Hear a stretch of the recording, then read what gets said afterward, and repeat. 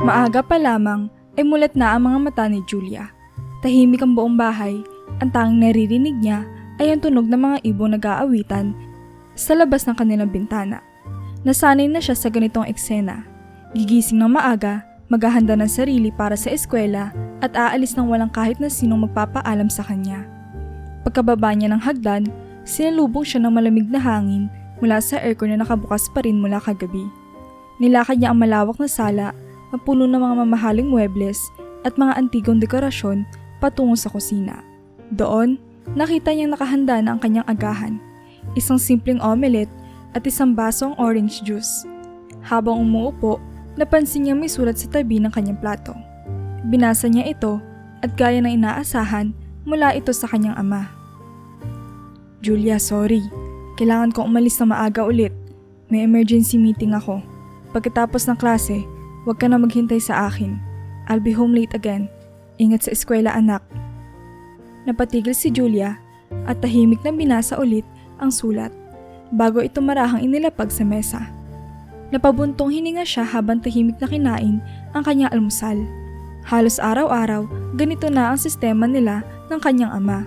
Minsan, naiisip niyang tawagan ito, pero lagi namang nasa meeting o kaya naman nasa business trip. Minsan, hindi na rin siya nagsisikap na magparamdam dahil alam niyang abala ito. Matapos kumain, tumayo na si Julia at nag-ayos ng kanyang mga gamit. Habang papalabas ng bahay, natanaw niya sa may pintuan si Manang Cora, ang kanilang kasambahay. "Julia, anak, aalis ka na ba? Wala na bang kailangan si Sir?" Tanong ni Manang Cora habang pinagmamasdan ang dalaga. "Oo, Manang. Kailangan na ulit umalis si Daddy ng maaga." Sagot ni Julia, pilit na ngumiti. "Wala na po akong kailangan. Salamat po." "Sabihin mo lang, anak, ha? Andito lang naman ako." Milambing na wika ni Manang Cora na parang anak na rin ang turing kay Julia.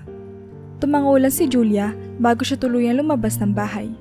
Habang naglalakad papunta sa sasakyan, naisip niya kung paano kaya kung kumpleto pa rin ang kanilang pamilya.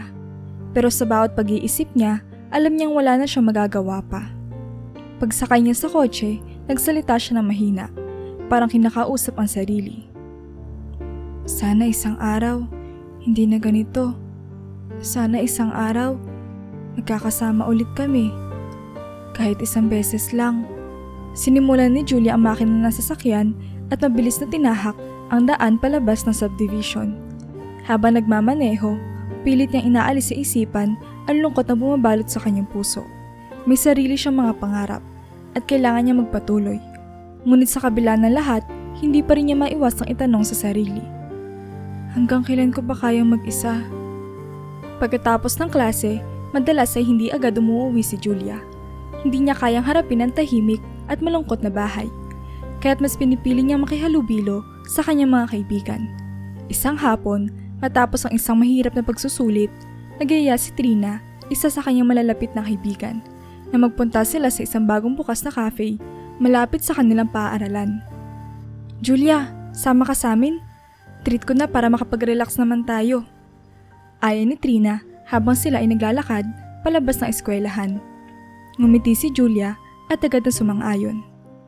"Sure, wala naman akong gagawin sa bahay eh. Let's go!" Masaya silang nagpunta sa cafe kasamang ilan pa nilang kaibigan. Sa loob ng ilang oras, nakalimutan ni Julia ang lungkot na kanyang nararamdaman. Masaya siya nakikipagkwentuhan at tumatawa kasama ang kanyang mga kaibigan. Habang masaya silang nagkukulitan, napansin ni Trina na may malalim na iniisip si Julia. "Hey, you okay? Parang ang lalim ng iniisip mo." Tanong ni Trina habang nilalaro ang kanyang baso ng frappuccino. "Okay lang ako." Sagot ni Julia, pilit na ngumiti. "Minsan lang talaga naiisip ko. Parang ang hirap lang umuwi sa bahay na walang tao. Alam mo yun?" Tumingin si Trina sa kanya. Naramdaman ang bigat ang nararamdaman ng kaibigan. "Bakit hindi mo nalang kausapin si Tito? Baka naman pwede siya maglaan ng oras para sa'yo kahit papaano." Umiling si Julia, may bahid ng lungkot sa kanyang mga mata. "Alam ko naman busy si Daddy. Ayoko na rin maging pabigat sa kanya. Tsaka, Sanay na rin naman ako na ganito. Pero minsan, di ko rin maiwasang maghanap ng presensya nila. Parang kulang kasi lagi eh. Niyakap ni Trina si Julia na mahigpit. Andito lang kami para sa'yo, okay? Alam kong hindi kami pwedeng pumalit sa pamilya mo, pero hindi ka namin pababayaan. Naramdaman ni Julia ang init ng yakap ni Trina, at kahit papaano, gumaan ang kanyang pakiramdam. Salamat Trina. I really appreciate it. Tugon niya. Nang matapos ang kanilang bonding, nagkayayaan na silang umuwi. Habang naglalakad pa uwi, si Julia ay muling nakaramdam ng lungkot. Hindi niya maiwasang isiping wala naman siyang babalikan kundi ang malawak at tahimik na bahay. Ngunit bago pa siya tuluyang makalubog sa kanyang mga iniisip, biglang nagring ang kanyang telepono. Nakita niya ang pangalan ni Trina sa screen. Hey Julia, nakalimutan ko sabihin, may bagong event pala sa school this weekend. Sama ka ha? Baka pwede tayong mag-overnight sa bahay ko after. Alok ni Trina, ang tono ng kanyang boses ay puno ng excitement. Ngumiti si Julia kahit hindi nakikita ng kaibigan. Sure, I'll be there. Thanks for the invite, Trina. Nang matapos ang tawag, napabuntong hininga si Julia. Alam niyang kahit papaano, may mga kaibigan siyang handang umalalay sa kanya. Ngunit sa kabila ng lahat ng ito, nanatiling naroroon ang tanong sa kanyang puso. Hanggang kailan niya kayang takpan ang lungkot na nararamdaman. Bago matulog ng gabing iyon, nakahiga na si Julia sa kanyang kama. Balot ng malamig na hangin mula sa aircon. Habang tinitingnan ng kisame, napatingin siya sa isang bahagi ng kanyang kwarto. Ang maliit na lamesa kung saan nakapatong ang isang lumang litrato. Ito ang litrato ng kanyang nanay, kuha noong mas bata pa si Julia. Napabuntong hininga siya at dahan-dahang tumayo upang kunin ang litrato. Tinitigan niya ito. Pilit na binabalikan ang mga panahong halos 6 na taong gulang pa lamang siya. Sa litratong iyon, magkatabi sila ng kanyang ina. Parehong nakangiti habang nasa parke. I miss you, Mom. Bulong niya sa sarili, nararamdaman ang bigat sa kanyang puso. Madalas niyang alalahanin ng mga masasayang alaala noong kasama pa niya ang kanyang ina. Yung mga araw na lagi may oras ang kanyang nanay para sa kanya. Yung mga sandaling wala silang ibang iniintindi kundi ang kanilang kaligayahan. Pero lahat ng iyon, tila malayo na ngayon. Parang panaginip na unti-unting naglalaho, mahirap nang muling maabot. Simula na maghiwalay ang kanyang mga magulang, unti-unting nagbago ang kanilang buhay. Ang nanay niya, nagkaroon ng bagong pamilya. Alam niyang hindi na niya maaaring balikan ang mga panahong iyon. At kahit gaano pa niya kamiss ang kanyang ina, wala na siyang magagawa. Tumulo ang ilang patak ng luha mula sa kanyang mga mata habang iniisip kung ano na kaya ang buhay ng kanyang ina ngayon. Masaya kaya ito? Naalala pa kaya siya? Ngunit sa kabila ng mga tanong na iyon, alam niyang kailangan niyang tanggapin ang katotohanan. Ibinaba ni Julia ang litrato at muling humiga sa kama. Pinilit niyang ipikit ang kanyang mga mata, ngunit bago pa siya tuluyang makatulog, isang pangungusap ang paulit-ulit na pumapasok sa kanyang isipan. Kailangan ko nang matutong maging masaya sa sarili kong paraan, kahit mag-isa.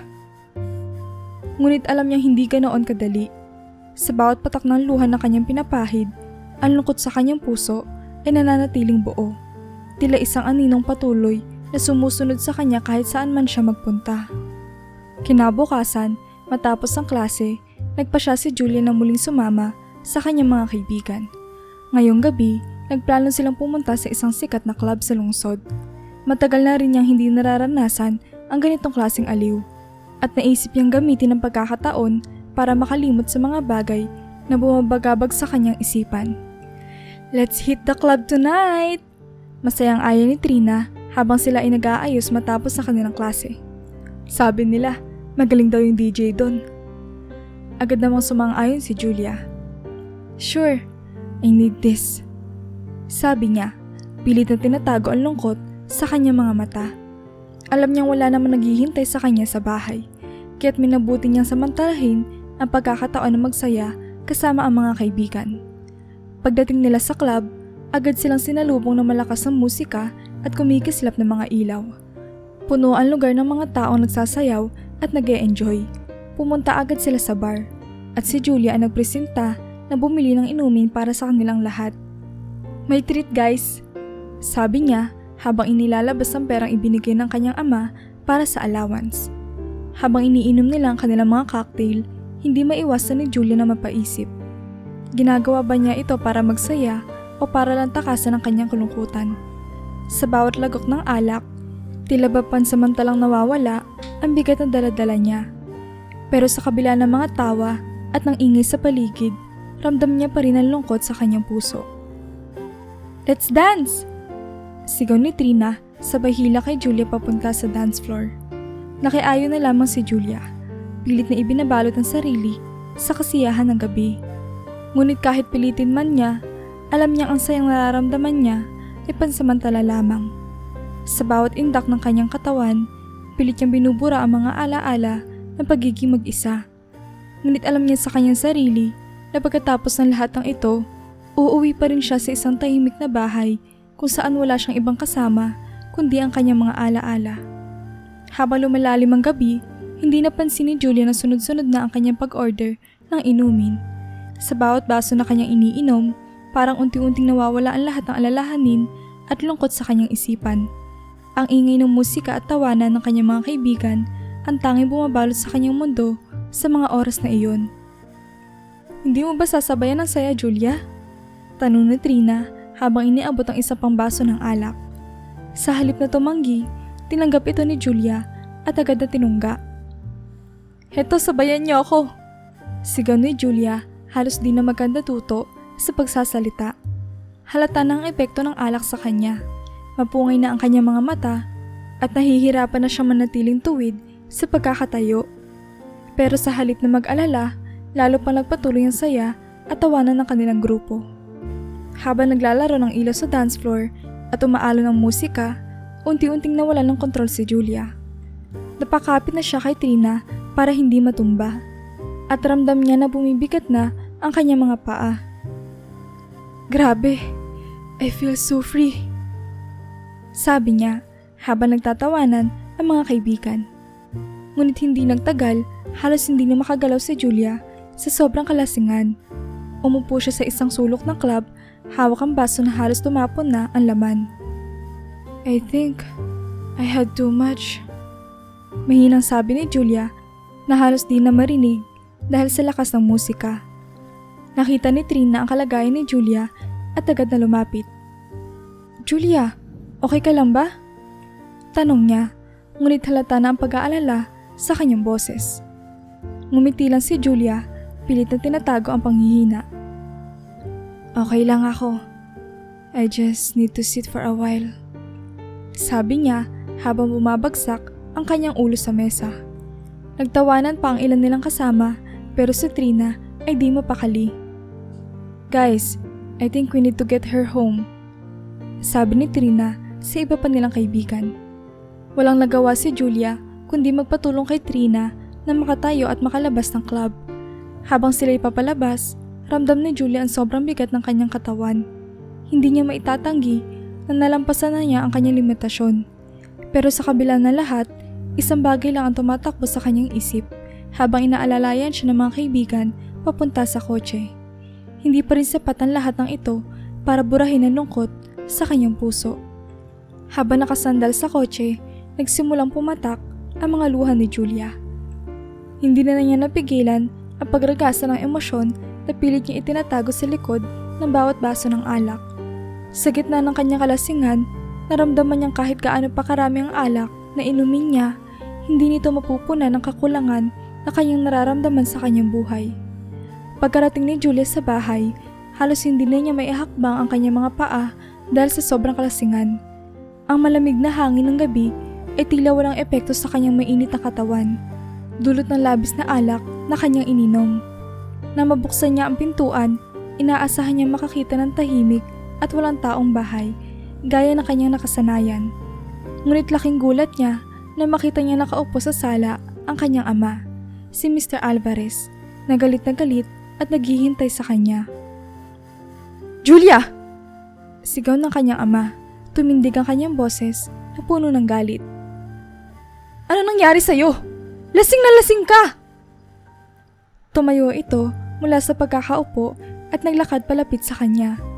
Napatigil si Julia. Pilit na pinipilit i-focus ang kanyang paningin.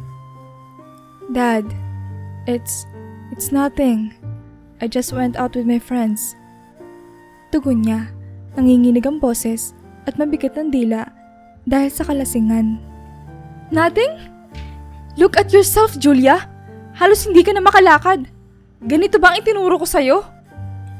Patuloy na sigaw ng kanyang ama habang kinakaladkad siya papunta sa sala na puno ng galit at pag-aalala ang boses nito. Pinilit ni Julia na kumawala, ngunit hindi niya magawa dahil sa sobrang panghihina. Hindi mo naman maintindihan, Dad! You were never there! You don't know what it's like to be alone all the time! Balik na sigaw ni Julia habang nagsisimula ng tumulo ang kanyang mga luha. Alone? Julia, I'm working hard for you! Para sa atin! Para mabigyan kita ng magandang buhay! Pero anong ginaganti mo? Nagpapakalasing ka at sinasayang ang buhay mo? Galit na tanong ni Mr. Alvarez. Ramdam ang pag-alo ng kanyang dibdib sa sobrang galit at hinanakit. Nagpatuloy ang kanilang sigawan. Bawat isa ay naglalabas ng sama ng loob na matagal nang kinikimkim. Si Julia, nalasing at puno ng hinanakit, ay naglabas ng lahat ng kanyang sama ng loob sa kanyang ama. Siguro, kung lagi ka lang nandito, hindi ko maiisipang maglasing. Hindi mo kasi ako nakikita, Dad. You're always busy. Lagi ka nalang wala. Sigaw niya habang patuloy na umagos ang mga luha. Hindi rin nakapagpigil si Mr. Alvarez at mas lumala ang kanyang galit. You don't understand the sacrifices I make for you, Julia. Ginagawa ko lahat para sa'yo, pero sinisira mo lang ang buhay mo. Nagkasagutan sila ng malala at bawat salita ay tila nagiging matalim na kutsilyo na bumabaon sa kanilang mga puso. Napuno ng sigaw ang buong bahay. Bawat isa ay naglalabas ng mga hinanakit na matagal nang naglalagablab. Sa gitna ng kanilang alitan, naramdaman ni Julia ang bigat ng lahat ng kanyang nararamdaman. Ang lungkot, ang galit, ang kawalan ng direksyon.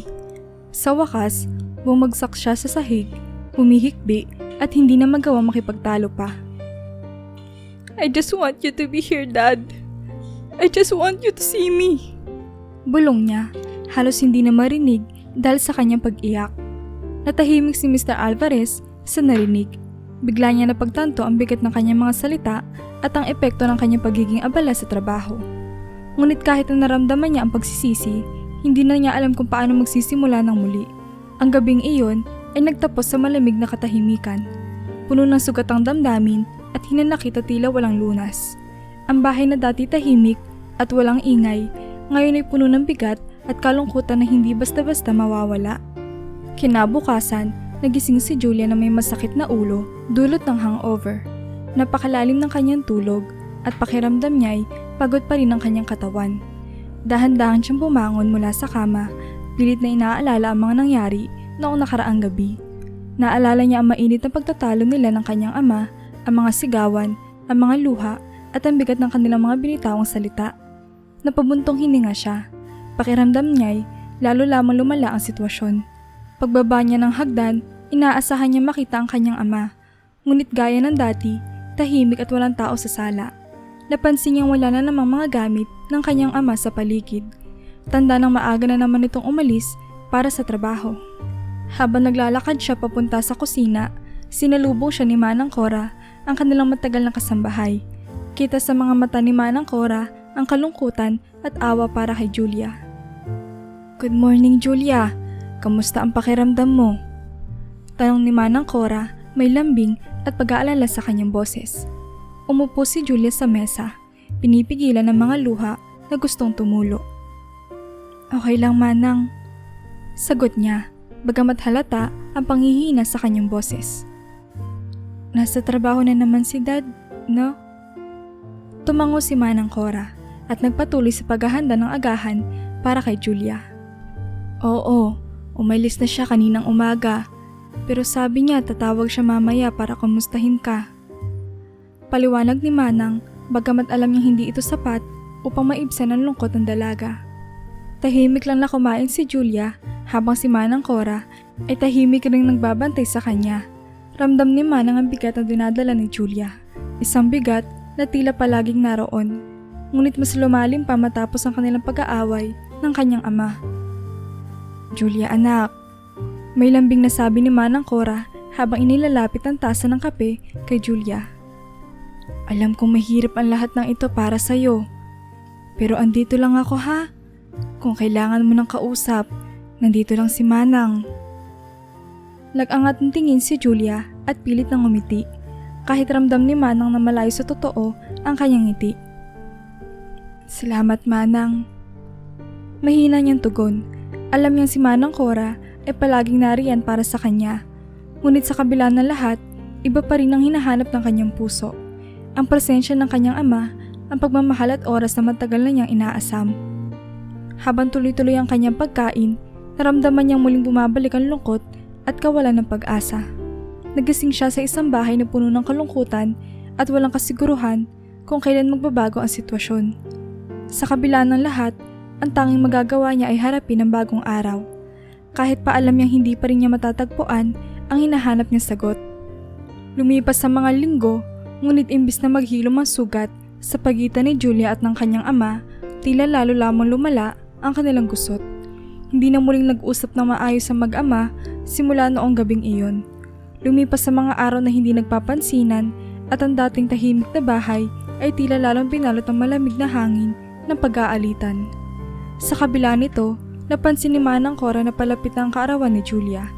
Labis ng kanyang pag-aalala, paano kung dumating ang araw na iyon na hindi pa rin nagkakaayos ang mag-ama. Bawat araw ay nagiging mas mabigat ang ihip ng hangin sa bahay. Si Julia, na dati madalas lumabas at makipagkita sa mga kaibigan, ngayon ay palaging nasa kanyang kwarto, tahimik at malungkot. Isang hapon, habang nag-aayos ng hapunan, lumapit si Manang Cora kay Julia na nakaupo sa kusina. Nakatungo ang ulo at tila ba malalim ang iniisip.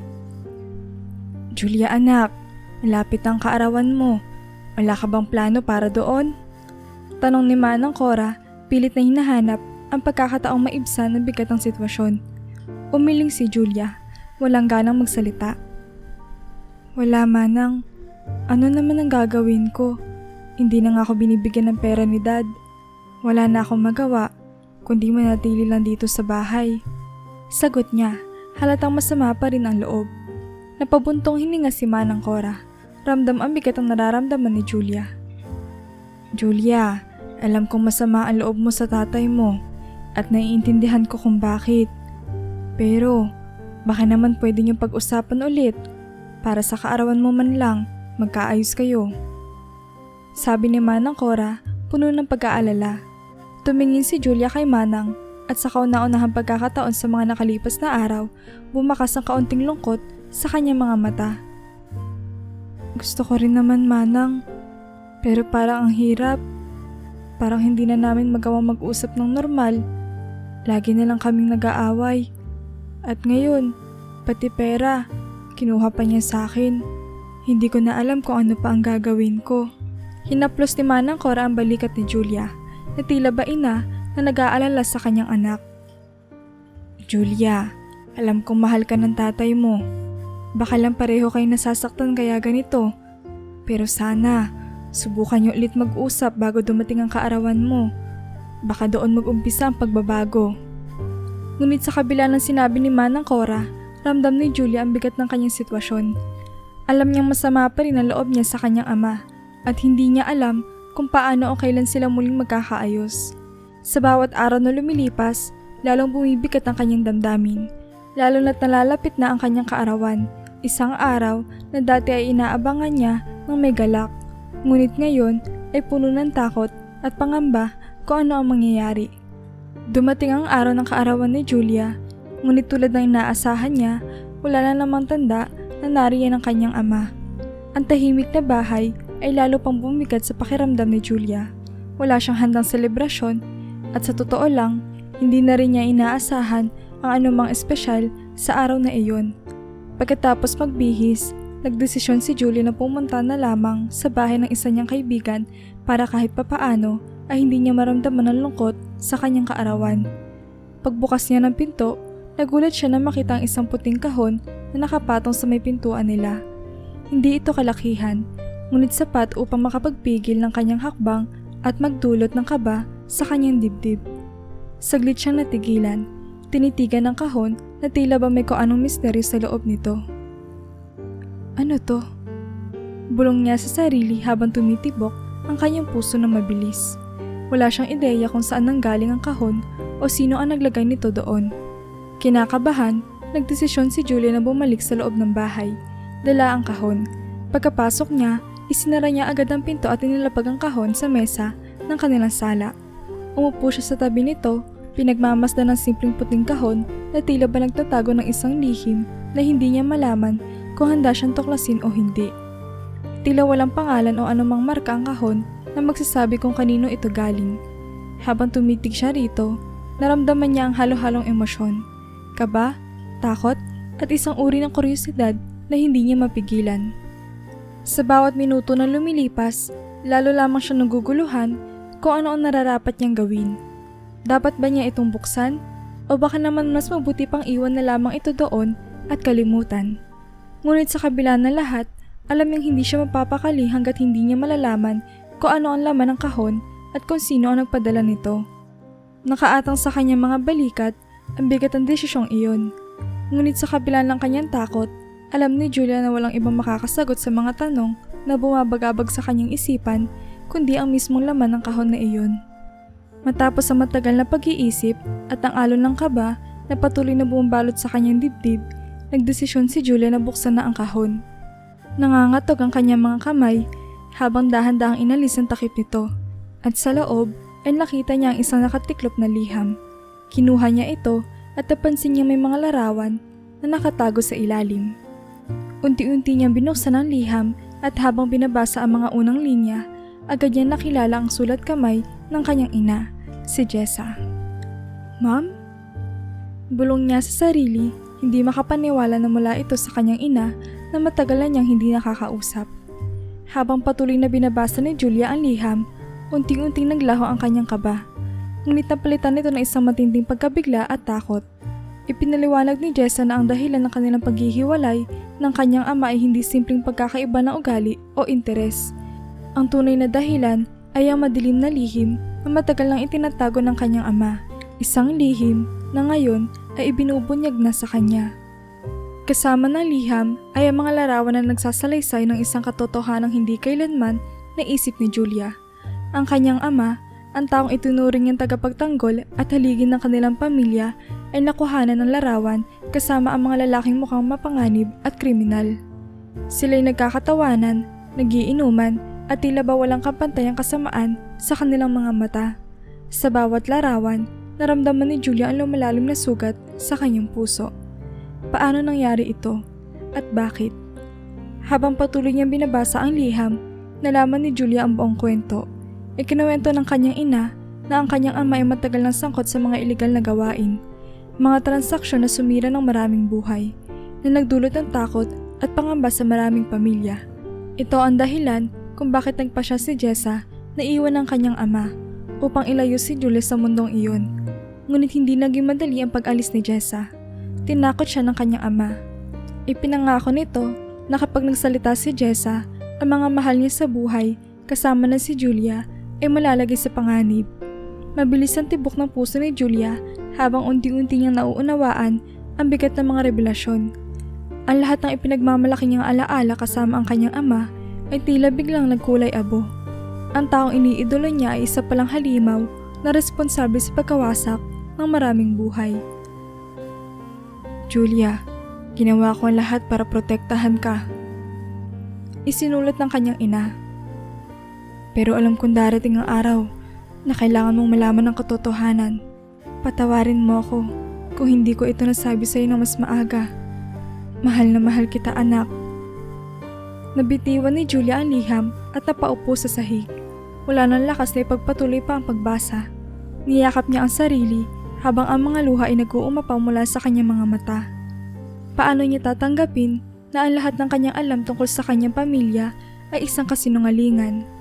Paano niya haharapin ang kanyang ama na ngayon ay nakikita na niya sa ibang liwanag, hindi na bilang isang tagapagtanggol, kundi bilang isang taong walang konsensya? Sa gitna ng kanyang paghihinagpis, naramdaman ni Julia ang bigat na responsibilidad na pumasan sa kanyang mga balikat. Hindi na lamang ito tungkol sa kanyang nararamdaman, kundi sa lahat ng buhay na naapektuhan ng mga gawain ng kanyang ama. Pero ano ang magagawa niya? Sa kabila ng lahat, ito pa rin ang taong nagpalaki sa kanya. Ang taong tinuruan siya maging matatag, kahit pa ang lahat ng iyon ay tila nababalutan ng kasinungalingan. Ang buong mundo ni Julia ay tila bumagsak sa harap ng kanyang mga mata at hindi niya alam kung paano muling bumangon. Ngunit isang bagay ang malinaw. Hindi na magiging pareho ang kanyang buhay mula sa araw na iyon. Habang si Julia ay nakalugmok sa kanyang kalungkutan, biglang nagring ang kanyang telepono. Agad niyang kinuha ito mula sa mesa at tiningnan ng screen. Nakita niya ang pangalan ng kanyang ina, si Jessa. Dali-dali niyang sinagot ang tawag, bagamat ramdam pa rin ng bigat ng damdamin mula sa mga revelasyong kanyang natuklasan. "Ma'am?" Ang mahinang sabi ni Julia, pilit na pinipigil ang kanyang mga luha. "Julia, anak." Ang sagot ni Jessa sa kabilang linya, may bahid ng pag-aalala sa kanyang boses. "Nabasa mo na ba ang liham?" Tumango si Julia kahit alam niya hindi ito nakikita ng kanyang ina. "Opo, ma'am. Nabasa ko na. Hindi ako makapaniwala. Lahat ng ito. Hindi ko akalaing ganito si Dad." "Alam ko, anak. At masakit din para sa akin na sabihin sa'yo to." Sagot ni Jessa, puno ng hinagpis. "Pero kailangan mo nang malaman ng totoo. Kailangan mo makita kung sino talaga siya. Gusto kita makausap, anak. May mga taong gusto ring makita ka at kausapin." Nag-alinlangan si Julia, ngunit sa kabila ng kanyang takot at pag-aalinlangan, naramdaman niyang kailangan niyang harapin ang katotohanan. "Saan tayo magkikita, ma'am?" Nagbigay si Jessa ng isang lugar na tahimik at malayo sa kanilang karaniwang mga destinasyon. Isang maliit na cafe sa gilid ng lungsod, kung saan walang masyadong nakakakilala sa kanila. Nagpa siya si Julia na magpunta kaagad, bitbitan lahat ng magkahalong emosyon sa kanyang dibdib. Pagdating niya sa lugar, nakita niya agad ang kanyang ina na nakaupo sa isang mesa sa likod, kasama ang ilang taong hindi niya kilala. Nang makalapit siya, tumayo si Jessa at agad siyang niyakap ng mahigpit. Ramdam ni Julia ang init ng yakap ng kanyang ina, at sa unang pagkakataon matapos sa mahabang panahon, naramdaman niya hindi siya nag-iisa. "Julia, gusto ko makilala mo sila." Sabi ni Jessa, tinuturo ang mga taong kasama nila. "Sila ang mga biktima ng iyong ama." Nilingon ni Julia ang mga taong nasa harapan niya. Isang mag-asawa ang may mga bakas na lungkot at hirap sa kanilang mga mata. Ang isa pang lalaki ay tila wala ng ibang magawa kundi ang magpigil ng luha. "Dahil sa tatay mo, nawala sa amin ang lahat." Pahayag ng isa sa mga biktima, habang si Julia ay unti-unting nauupo, hindi makapaniwala sa mga naririnig. "Ang perang iniipon namin para sa kinabukasan ng aming mga anak, lahat nawala dahil sa mga iligal na gawain ng tatay mo." Dagdag pa ng babae habang umiiyak, hawak ang kamay ng kanyang asawa. Naluha si Julia, hindi alam kung paano haharapin ang bigat ng sitwasyon. "I'm so sorry po. Hindi ko alam." Bulong niya, ngunit alam niyang walang salita ang makakapagbabago sa mga nangyari. Muling niyakap ni Jessa ang kanyang anak, habang si Julia ay patuloy na umiiyak. "Anak, wala na akong pakialam kung ano mangyayari sa akin o anong pananakot pa ang gagawin ng tatay mo. Kailangan mong malaman ng totoo. Kahit gaano pa ito kasakit, hindi mo dapat ipagpatuloy ang buhay na puno ng kasinungalingan."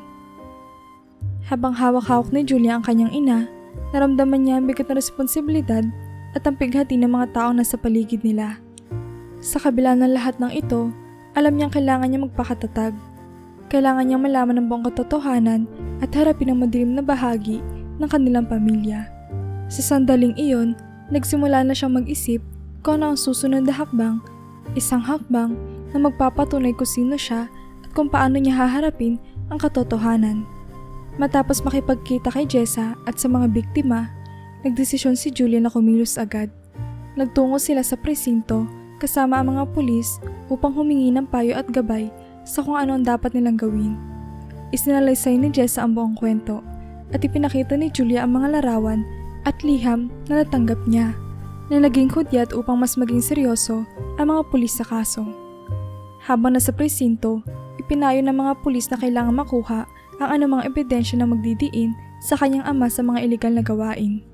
Agad na pumasok sa isip ni Julia ang mga dokumento na minsan niya nakita sa kwarto ng kanyang ama. Mga papel na laging inilalabas nito tuwing gabi, ngunit palaging itinatago agad sa isang kahon sa kanyang drawer. Kinabukasan, habang wala ang kanyang ama sa bahay, sinamahan si Julia ng ilang pulis upang kunin ang mga dokumentong iyon. Sa unang pagkakataon, pumasok siya sa kwarto ng kanyang ama na may dalang determinasyon na makita ang katotohanan gaano man ito kasakit. Nang mabuksan ang drawer, natagpuan nila ang kahon na naglalaman ng mga kontrata, talaan ng transaksyon at iba pang papeles na magpapatunay sa iligal na gawain ng kanyang ama. Napangiti ng kaunti si Julia. Bagamat may kirot sa kanyang puso, alam niyang ito na ang simula ng katapusan ng buhay na kilala niya.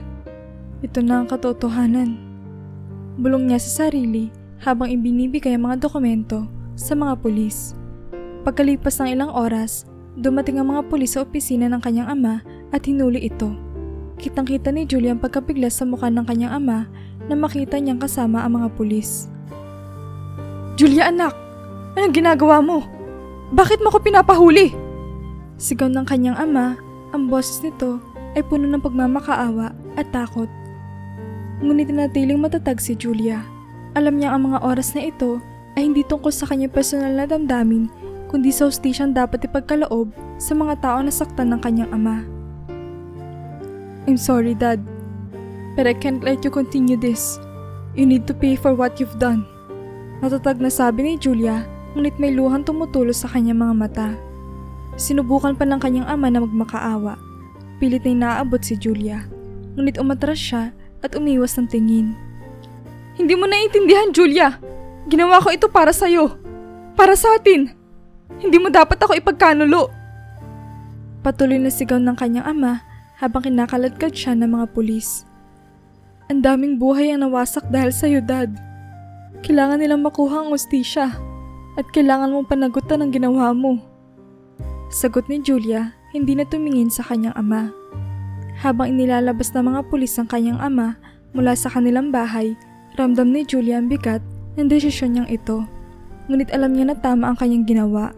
Kailangan niya ipaglaban ang katotohanan at ibalik ang hustisya para sa mga biktima ng kanyang ama. Sa likod ng lahat ng nangyari, alam ni Julia na isang bagong yugto ng kanyang buhay ang magsisimula. Isang yugto na puno ng pagsubok, ngunit tiyak na puno rin ng katotohanan at katarungan kasama ang kanyang ina.